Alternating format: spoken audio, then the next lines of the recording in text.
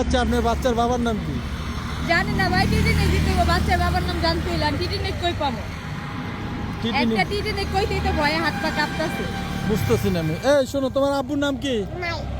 বাবার নাম নাই? ওই বাচ্চার বাবা লাগে কোনো সময় শুনছেন? বাবার বাচ্চা লাগে না?